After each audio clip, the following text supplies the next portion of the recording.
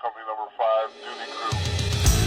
Response 1, adult female, behavior 6 years.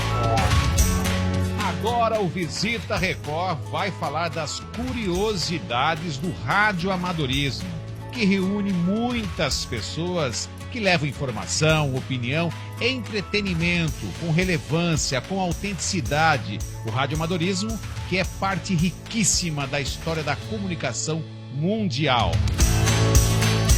No final do século XIX, a comunicação à distância, transmitida através do rádio, despertava a curiosidade das pessoas. E foi assim que o radioamadorismo teve início, com entusiastas montando seus próprios equipamentos e antenas de forma caseira, começando um hobby que até hoje é praticado em diversos países em todo o mundo.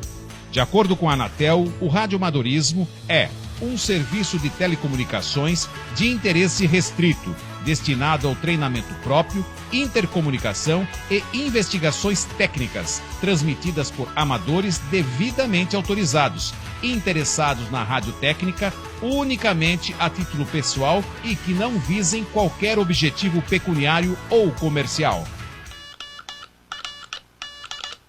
Olha, gente, que interessante, hein? Bom, eu como sou um grande decifrador de códigos, eu acredito que você escreveu aí, Visita Record, é isso? É o que nós temos para o momento. Até parece, foi tudo combinado. Conversa com o Fábio Ribeiro, que há muitos anos atrás ele teve essa profissão, né? Em seu currículo, que é radiotelegrafista profissional. Na verdade, eu nunca atuei profissionalmente, mas eu participei da última turma que pisou na lama do dilúvio lá no Rio de Janeiro. Nós fizemos a última turma de radiotelegrafistas profissionais. Isso aí faz bastante tempo. Não vou entregar a idade. Não tinha internet, não tinha o tal de WhatsApp, não tinha nada disso. TV era preto e branco. Nossa, que maravilha. Bom, além de radiotelegrafista profissional, é advogado e professor de história, um apaixonado pelo radioamadorismo, que realmente parece encantar muitas pessoas de vários lugares do mundo. Como é que chegou isso para você? Como é que você se apaixonou pelo radioamadorismo? O rádio, ele sempre foi uma presença na nossa vida familiar em função de várias gerações de radialistas dentro da família. Então era um ambiente normal. Mas o que me chamava muito a atenção quando menino era a magia das ondas curtas, de você ouvir estações distantes e tal. E lembro que meu pai chegou em casa e falou assim: meu filho, eu comprei essa vitrola aqui para sua mãe, não desmonte isso, não mexa nisso. Já tinha essas curiosidades? Tinha. Eu com 9 anos eu comecei a mexer lá no rádio e tal, e ouvi umas vozes estranhas. Só que além daquelas estações, Rádio Moscou, etc., a Voz da América, eu comecei a ouvir uns caras conversando entre si. Eu falei, o que é isso? Foi a primeira vez que eu ouvi os radioamadores e me apaixonei desde ali. Fala uma coisa, qual que é a diferença da telegrafia ou qual é o casamento que existe entre ela e o radioamadorismo? Total. O rádio começou com as primeiras experiências de Marconi. Existe a questão do padre brasileiro Landel de Moura, que é um dos co-inventores do rádio, um padre gaúcho, e que internacionalmente hoje está sendo reconhecida essa sua participação. No início, parafraseando a Bíblia, eram as trevas auditivas e sonoras e surgiram os primeiros sinais telegráficos transmitidos pelo rádio. O rádio no começo não tocava música, você que está nos ouvindo, nos assistindo. O rádio no começo transmitia sinais telegráficos com finalidade comercial. O rádio só começou a tocar música na véspera de Natal de 1921, quando um canadense fez uma experiência lá em Nova York, e aquelas estações que ficavam a bordo dos navios começaram a ouvir aquela música natalina tocada ao violino, e foi a primeira vez que o som e a voz humana foi ao ar através da experiência do Faderson, que era um técnico canadense, um técnico também radioamador. Tudo muito interessante, inclusive, o radioamadorismo, através do próprio telégrafo também, eu acredito, não sei, o Fábio vai explicar pra gente, teve uma importância muito grande na questão do Titanic. Qual foi a ocorrência e a importância desses equipamentos na época? Esse manipulador aqui é extremamente parecido com a chave usada a bordo no RMS Titanic. O Titanic, naquele 14 de abril, ele marcou um advento nas comunicações. O Marconi tinha fechado um contrato com o New York Times de cobertura exclusiva da viagem do transatlântico, o inafundável Titanic, aonde a mais fina flor da aristocracia norte-americana e nobres europeus estariam viajando no maior navio de luxo da época e podendo enviar mensagens aos seus entes queridos em tempo real. Imagine. Era um luxo absoluto. E havia a mais moderna estação telegráfica a bordo da empresa Marconi. Acontece que os dois operadores da estação estavam sobrecarregados, porque imagina aquele monte de gente deslumbrada com aquilo, e eles passavam o dia inteiro mandando mensagem: mamãe, estou no meio do Atlântico, mamãe, eu estou não sei aonde e tal, estou tomando uísque aqui, nós estamos no meio do Oceano Atlântico. Muito bem. Coitado do radiotelegrafista. Aí o que aconteceu? Quando naquela noite de 14, porque o naufrágio ele durou de 14 até o dia 15, ele virou a madrugada. O navio ele acabou de afundar mesmo, faltando poucas horas para o amanhecer, quando ele realmente foi totalmente a pique. Acontece que aquelas águas eram muito geladas e o que matou realmente foi hipotermia. Alguns fatores interessantes. Havia o contrato de exclusividade de cobertura do New York Times, como as emissoras fazem hoje em dia. Colonismo social, de certo, né? Para mostrar os milionários a bordo. Exatamente. Aí o que aconteceu? Não dá para segurar o vento. Um menino em Nova York de 16 anos de idade conseguiu ouvir as transmissões, os pedidos de socorro do Titanic e começou a tentar avisar as pessoas. Acontece que a companhia de Marconi proibiu que seus operadores se comunicassem com qualquer pessoa. Inclusive, essa é uma das razões históricas de muitas mortes no Titanic, porque as ordens dos operadores da companhia de Marconi eram não se comunicar, inclusive com embarcações que estavam fazendo contato, tentando ajudá-los. Isso está tudo documentado. Mesmo com o avião, mesmo com o navio afundando.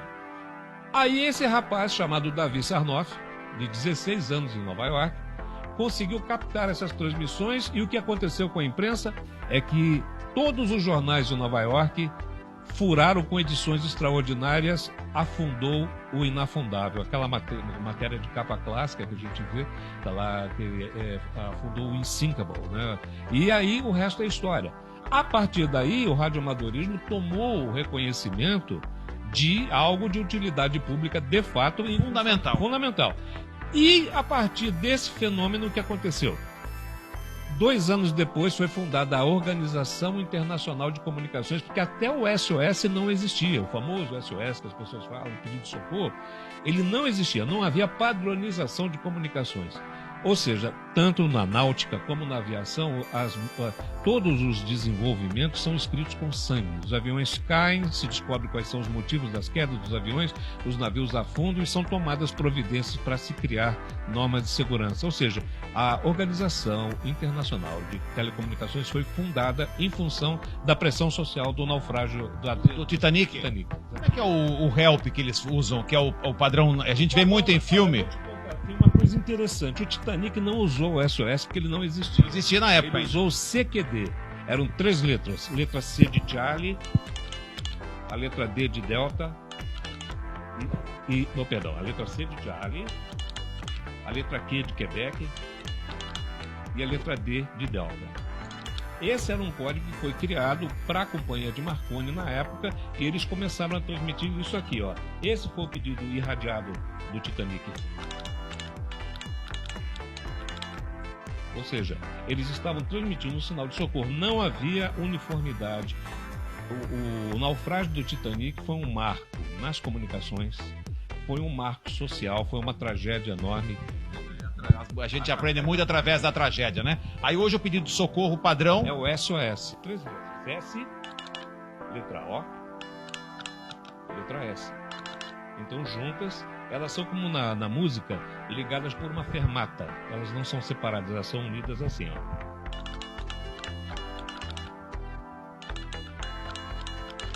Esse é o sinal. Isso usa no avião também? Olha, hoje... O avião usa na... Não, mas ainda se usa em tudo. Espero que a gente nunca precise vivenciar até essa experiência em alguma viagem, pelo amor de Deus. O radioamadorismo no Brasil, da sua importância e quando surgiu? O radioamadorismo surgiu com os pioneiros do rádio.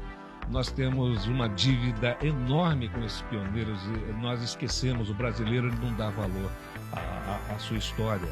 Então, nós temos Edgar Roquete Pinto, o Luiz Carlos Lacombe, o Henrique Moritz e o José Ionoscoff de Almeida. Eles eram amigos e membros da Academia de Ciências na época. O Roquete Pinto era um monstro, era um antropólogo, e todos eram cientistas, engenheiros, etc.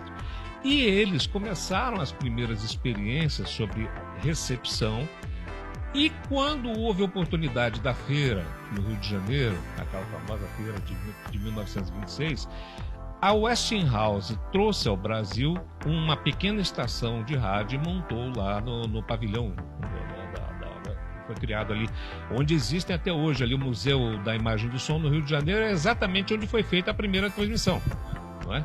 E ali eles ficaram vendo aquela coisa fantástica, só que acabou a exposição e eles iam levar todo o material embora. Então, a primeira emissora de rádio do Brasil, a Rádio Sociedade do Rio de Janeiro, ela foi fundada pela iniciativa desses nomes que eu falei. E um pouco depois, eles também como radioamadores, todos esses são luminares da ciência brasileira, eles fundaram a primeira associação de radioamadores no Brasil. A atividade já existia de forma, digamos assim, bastante empírica, até que no dia 5 de novembro do ano de 1935 surgiu a primeira legislação a respeito de comunicações no Brasil, e tem essa data como 5 de novembro como sendo o dia do radioamador brasileiro. Tem algo fundamental que foi de suma importância a participação do radioamadorismo para um caso de salvamento, alguma coisa que aconteceu no Brasil que seja de exposição grande na mídia? Não? Olha, inúmeros casos. O avião da Varig, aquele acidente terrível, onde só sobraram, se eu não me engano, 2 pessoas que sobreviveram a todos os ferimentos, e foi avisado por um radioamador da queda dessa aeronave num período em que não existia os recursos de navegação, de transponder, de uma série de coisas, ou seja, ele simplesmente se perdeu, caiu na mata, e os radioamadores é que fizeram isso. Todo dia existe um pedido de socorro. Aqui no Brasil existe uma média de 20 naufrágios por ano. Naufrágio de pequeno, médio e grande. O radioamadorismo ainda atua? Atua perfeitamente. Lembrando que se desligar o disjuntor do mundo, o radioamadorismo está em pé e é a única comunicação que vai existir. Não só... Existe uma frase que a gente usa, que é uma frase de efeito, e é verdade. Quando tudo para, só os radioamadores continuam. E a gente está aí no mundo inteiro. Nós somos uma família de mais ou menos hoje uns 5 milhões de pessoas no planeta que falamos o mesmo idioma internacional. Não é o inglês, não é o esperanto, não é a telegrafia. O nosso idioma é a solidariedade. Ah, que bonito. Olha, estamos aqui no CRASO, é isso? O CRASO é uma sede do Clube de Radioamadorismo Sorocabana. É muito legal, nós temos o nosso presidente Ricardo, a gente faz um pleito aqui, uma homenagem aos fundadores, a todos que iniciaram toda essa atividade, é muito legal. Fábio, super obrigado, felicidades e parabéns, viu? Grande professor e apaixonado pelo radioamadorismo, ia dar nisso.